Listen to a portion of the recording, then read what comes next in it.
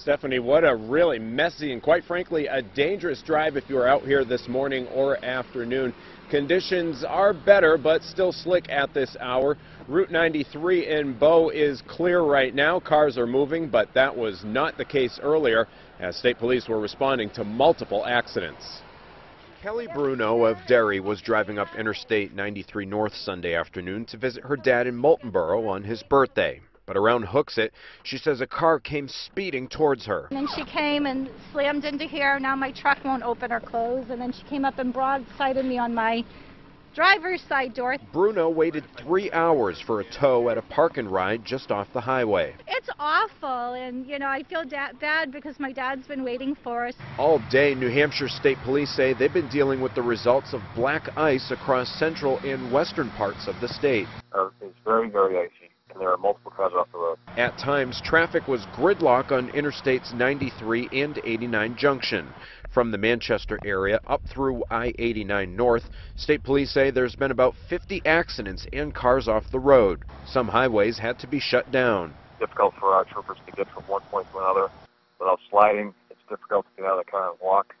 The roads are very treacherous at this point. Police say there have been multiple non-life-threatening injuries.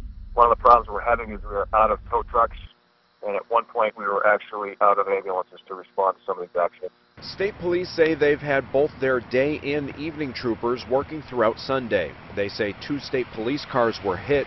The troopers are okay, but their cars are undrivable. They're asking people to use their brakes tonight. The advice would be the advice I always give, which is if you don't have to be out driving, please do not, and if you do, obviously drive slow. As for Bruno, she's still shaken from the experience. There's not much you can do. It's Mother Nature, so just hope everyone is safe.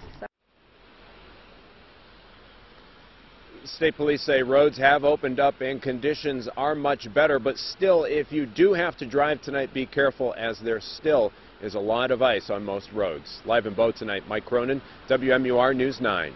Thank you, Mike. DOT crews have been treating roads since just before 10 this morning. But officials tell us crews had trouble treating the roads because of wrecks blocking their way. Our team coverage continues with Kristen Carosa, who joins us now live from the DOT in Bedford. Stephanie, the roads were certainly slick out there today. Crews have been trying to keep up with salting, but because of those accidents that we've been telling you about, they've been having a tough time doing so. It's 31 degrees. Pavement temperature 29 degrees, and it's raining. That's not a good combination for road conditions.